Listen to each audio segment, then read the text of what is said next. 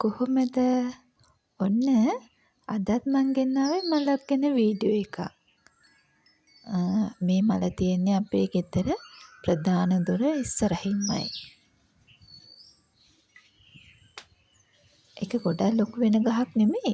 ඒකත් මේ ඒකේ පඳුරු ගහනවා. නමුත් තාම මගේ ගහේ පඳුරු ගහලා නැහැ. බලන්න ඔයගොල්ලන්ට පේනවද කියලා. ඔන්න ඔක තමයි මල.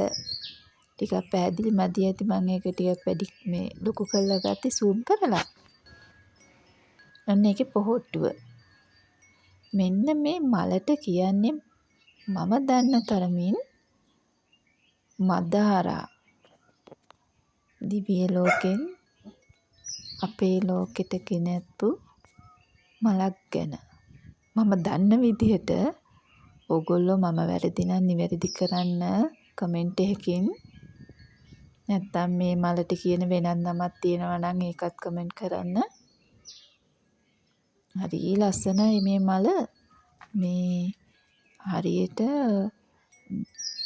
මේ ප්ලාස්ටික් මලක් වගේ. පෙත්ත හරි ඝනකම්. මේ පිපෙන්නේ 8 මාට විතර රෑ. අපේ නෙලිත් ඇවිල්ලා බලන් ඉන්නවා. මේ ගහේ මල් ඉස්සෙල්ලාම හැදුනේ මගේ 2ක් වගේ. ඊට පස්සේ දැන් මේ සැරේ ඇවිල්ලා තියෙන මල් 20ක් විතර. මං මල් 20ක් විතර කැඩුවා. ඒක එකපාරට නෙමෙයි මල් 20ම පිපෙන්නේ. පංගුවදාට 4-5, පංගුවදාට 2ක්, එකක් එහෙම.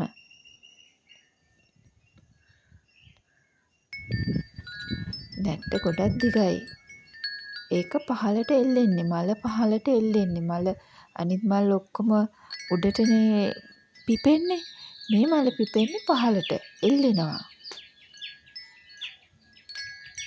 ඔන්න මේ මල් ටිකක් වැඩිපුර පිපිච්ච දවසක් ඔය. මේ උදේ පාන්දර වෙලාව නම් හරියට මතක නැහැ. 6:00 විතර ඇති.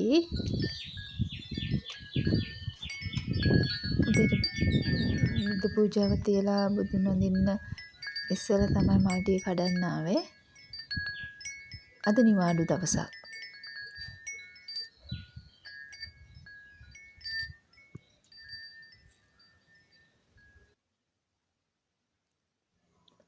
ගිලන්පස පූජා කරලා, පහන් පත්තු කරලා, මල් පූජා කරලා අයි තියන්නේ වතුර වීදුරුවකට මල් ටික දාලා පූජා කරේ.